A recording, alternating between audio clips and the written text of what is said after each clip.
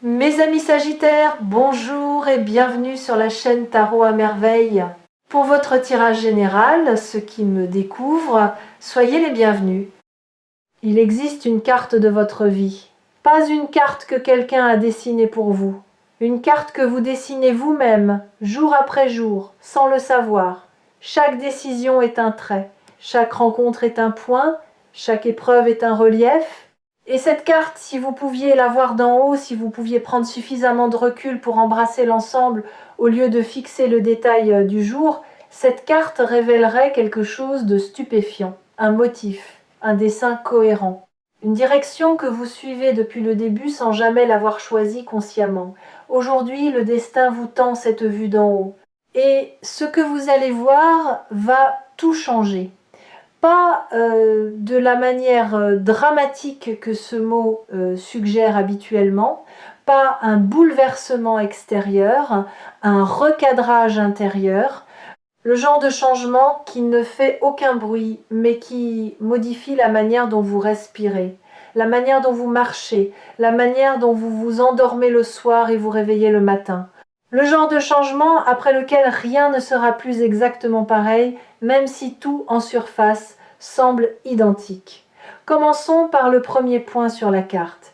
Il se situe dans votre passé lointain, un moment que vous considérez probablement comme banal ou malheureux, un moment dont vous ne parlez jamais parce qu'il vous semble insignifiant ou parce qu'il vous fait encore mal. Ce moment, c'est la première fois où vous avez senti que vous ne rentriez pas dans le moule. Pas de manière spectaculaire, de manière subtile, un décalage entre ce que vous ressentiez et ce que les autres semblaient ressentir. Un écart entre votre perception du monde et celle qui était considérée comme normale. Peut être que c'était à l'école, quand une question qui passionnait tout le monde vous laissait indifférent, tandis qu'un détail que personne ne remarquait captait toute votre attention. Peut être que c'était dans votre famille, quand vous perceviez des tensions que les adultes faisaient semblant de ne pas voir. Peut être que c'était dans un groupe d'amis, quand la conversation glissait sur des sujets qui ne vous touchaient pas et que vous vous demandiez, avec une solitude discrète, si quelque chose n'allait pas chez vous. Ce point sur la carte, vous l'avez interprété comme un défaut, une anomalie, la preuve que vous étiez décalé, différent, inadapté.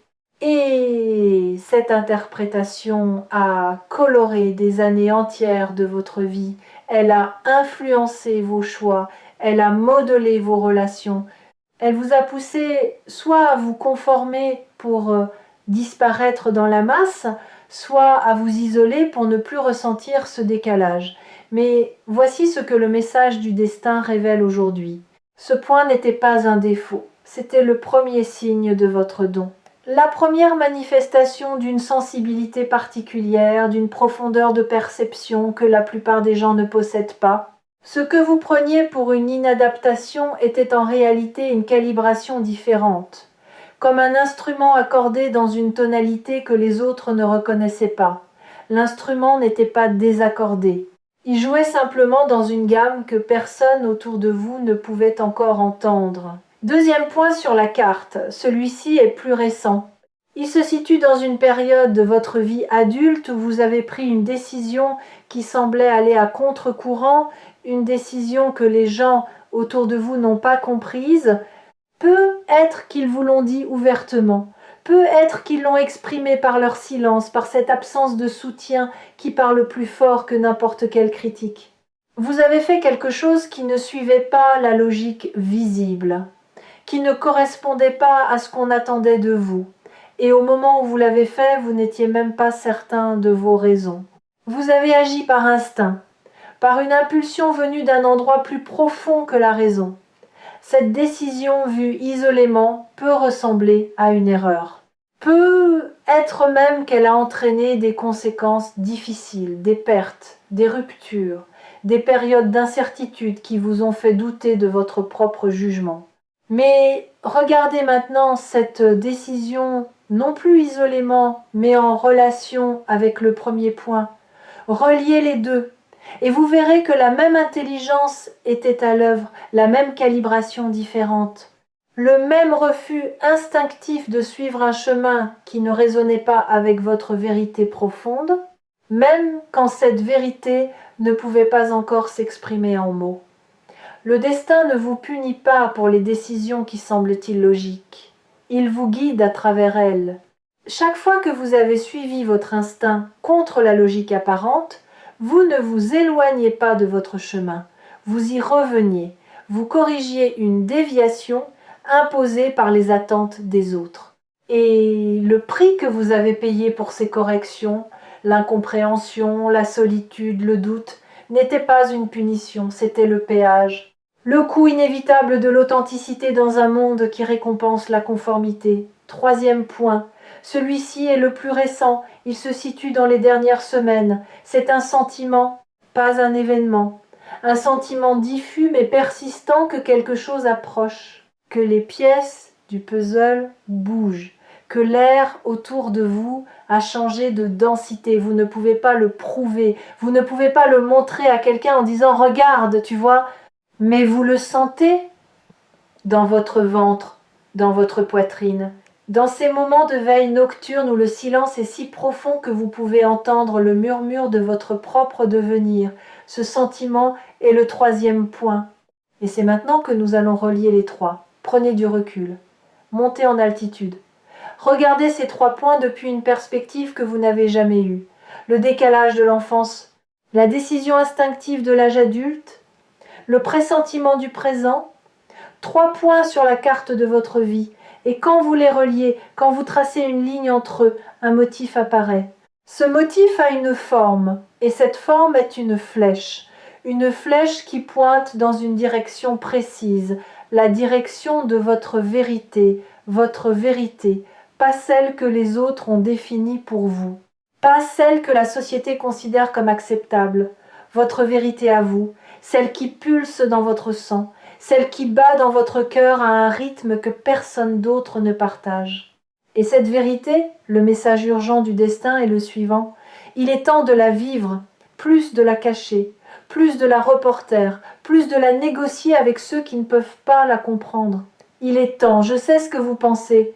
Vous pensez que c'est facile à dire, que vivre sa vérité est un luxe réservé à ceux qui n'ont pas de facture à payer, de responsabilité à assumer, de personnes à ne pas décevoir. Et je comprends cette pensée. Elle est raisonnable, elle est logique.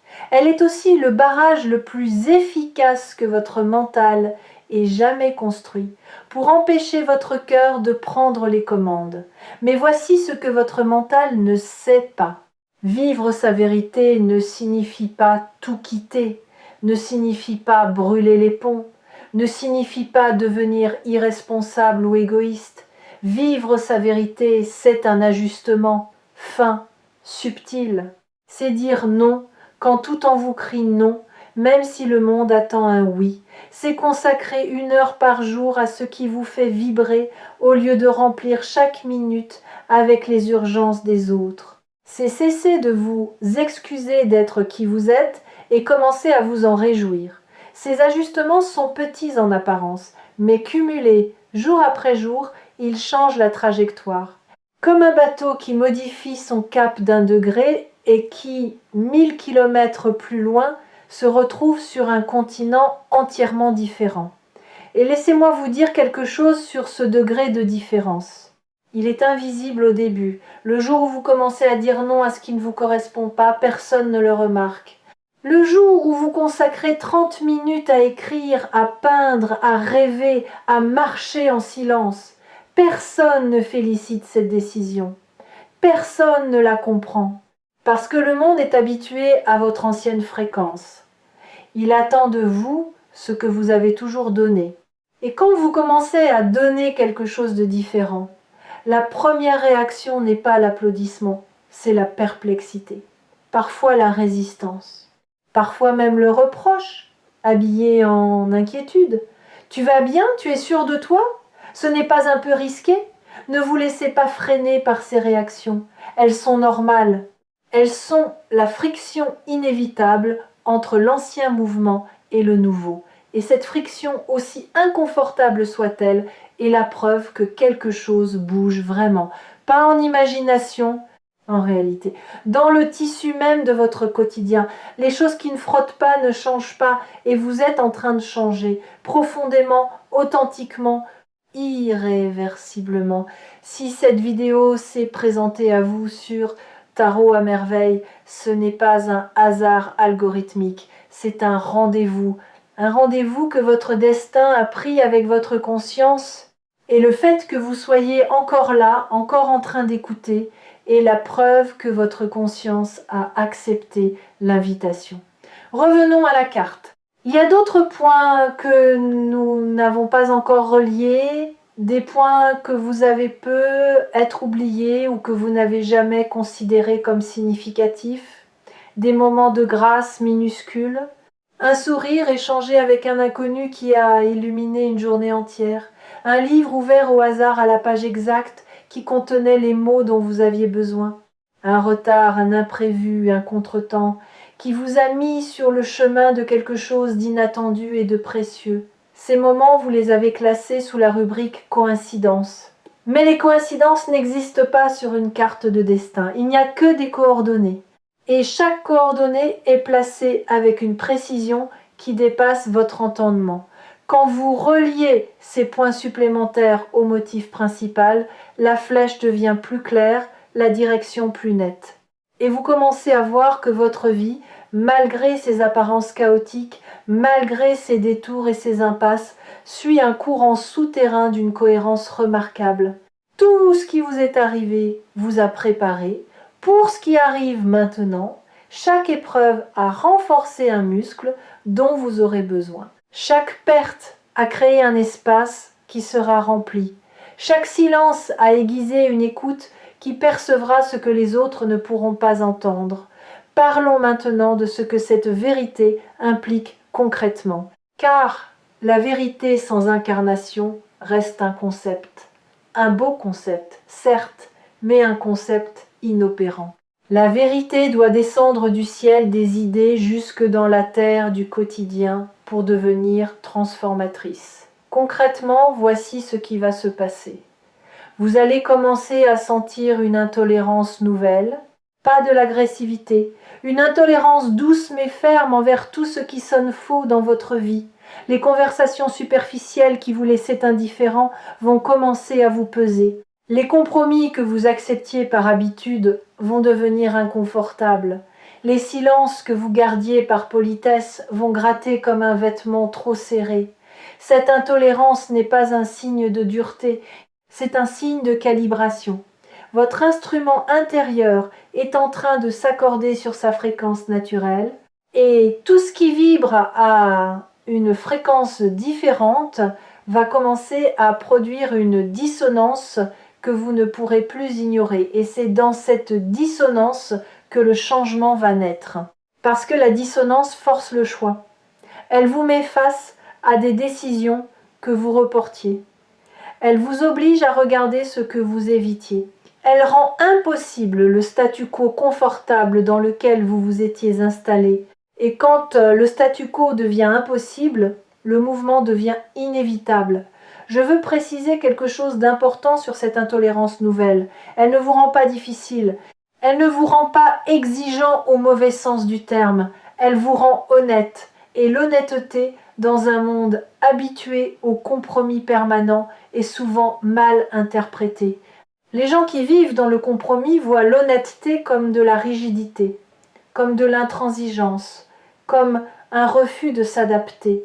Mais il y a une différence fondamentale entre la flexibilité et la trahison de soi. La flexibilité, c'est ajuster la forme sans perdre la substance. La trahison de soi, c'est abandonner la substance pour préserver la forme. Et ce que vous refuserez désormais, ce n'est pas de vous adapter, c'est de vous trahir. Les gens qui vous aiment pour ce que vous êtes resteront. Ils respecteront vos nouvelles frontières. Ils s'ajusteront à votre fréquence plus claire. Et ceux qui ne restent pas n'aimaient pas vous. Ils aimaient la version de vous qui ne les dérangeait pas, la version commode, la version silencieuse, la version qui servait leurs besoins sans jamais exprimer les siens. Le départ de ces personnes ne sera pas une perte, ce sera un nettoyage. Et Chaque place libérée sera remplie par quelqu'un qui résonne avec votre vérité plutôt qu'avec votre masque. Ce mouvement, vous ne le ferez pas seul. Le destin, cette intelligence mystérieuse qui dessine la carte, va placer sur votre route des alliés, pas nécessairement des alliés évidents, pas des sauveurs qui arrivent avec des solutions toutes faites, des alliés subtils. Une phrase entendue au bon moment dans une conversation qui ne vous était pas destinée, un regard posé sur vous par quelqu'un qui, sans le savoir, vous donne la confirmation dont vous aviez besoin. Une opportunité qui se présente exactement quand vous êtes prêt à la saisir, pas une minute avant, pas une minute après. Soyez attentifs à ces alliés. Ils ne portent pas de pancarte. Ils se fondent dans le quotidien. Ils ressemblent à des hasards. Mais sur la carte de votre destin, ils sont des balises. Des repères lumineux placés le long du chemin pour vous confirmer que vous êtes dans la bonne direction. Vous avez être déjà rencontré l'un de ces alliés récemment. Quelqu'un qui a dit exactement ce que vous aviez besoin d'entendre, sans même savoir qu'il le disait. Quelqu'un dont le parcours a résonné avec le vôtre d'une manière inexplicable. Quelqu'un dont la simple présence dans votre vie vous a rappelé que vous n'étiez pas fou de ressentir ce que vous ressentez, que votre décalage n'était pas un défaut mais un atout, que votre manière différente de voir le monde n'était pas une erreur de fabrication mais une spécialisation rare que peu de gens possèdent. Gardez ces personnes près de vous, pas de manière possessive. De manière consciente, reconnaissez-les pour ce qu'elles sont, des confirmations vivantes que votre chemin est réel, que votre vérité est valide, que la direction indiquée par la flèche sur votre carte mène quelque part. Quelque part qui vaut chaque pas inconfortable, chaque moment de doute, chaque nuit passée à se demander si tout cela a un sens. Quelque chose que je dois vous dire maintenant concerne la peur. Parce que la peur est là. Elle est toujours là quand le destin frappe à la porte. Et elle prend une forme particulièrement sournoise à ce stade de votre parcours. Elle ne vous dit plus « tu ne peux pas ». Elle vous dit quelque chose de plus subtil, de plus difficile à détecter. Elle vous dit « pas encore ». Ce « pas encore » est le piège le plus sophistiqué de votre mécanisme de résistance. Parce qu'il semble sage, il semble prudent, il ne vous dit pas non, il vous dit plus tard. Et plus tard, quand on le décortique, est simplement un jamais qui a appris les bonnes manières. Le message du destin est sans ambiguïté sur ce point. Le temps du pas encore est révolu. Non pas parce que les conditions extérieures sont devenues parfaites, elles ne le seront jamais, mais parce que les conditions intérieures ont atteint leur point de maturité. Vous avez assez appris, assez souffert, assez attendu, assez douté, l'arbre a assez poussé sous terre, il est temps qu'il perce la surface, et quand un arbre perce la surface, il ne demande pas la permission au sol. Il ne s'excuse pas de déplacer la terre. Il pousse, avec la force tranquille de ce qui est devenu trop grand pour rester contenu. Les messages partagés ici sur Tarot à merveille portent souvent cette tension entre la patience et l'urgence, entre le respect du timing et le refus de la procrastination. Et aujourd'hui, la balance penche clairement du côté de l'action, pas l'action frénétique, l'action alignée. L'action qui naît du silence intérieur plutôt que du bruit extérieur, l'action qui ne cherche pas à prouver quoi que ce soit à qui que ce soit, mais qui répond à un appel si profond qu'y résister devient plus douloureux que d'y répondre. Il y a un aspect du message du destin que je n'ai pas encore abordé. Le plus intime peut être. Il concerne le rapport que vous entretenez avec le temps. Vous avez le sentiment d'avoir perdu du temps, des années, peut être des décennies, des périodes entières de votre vie que vous considérez comme gaspillées, des choix que vous regrettez, des chemins que vous auriez dû emprunter mais que vous avez évités. Et ce regret est un poids que vous portez en silence, sans en parler, parce que le passé ne se change pas et que se plaindre ne sert à rien. Le message du destin a une réponse à ce regret. Et cette réponse va peut-être vous surprendre. Rien n'a été perdu, pas une minute, pas une heure, pas une année, Le temps que vous considérez comme gaspillé était en réalité du temps d'incubation. Comme la terre en hiver, qui semble morte alors qu'elle travaille dans l'invisible, préparant les conditions du prochain printemps. Vos années de doute étaient du temps de maturation. Vos années d'errance étaient du temps d'exploration. Vos années de stagnation apparente étaient du temps de consolidation, pendant lequel vos fondations intérieures se renforçaient en silence pour supporter le poids de ce qui vient.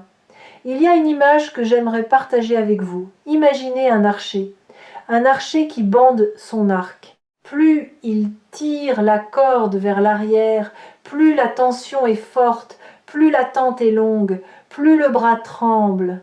Et pour un observateur qui ne comprendrait pas le tir à l'arc, ce mouvement vers l'arrière ressemblerait à un recul, à une régression.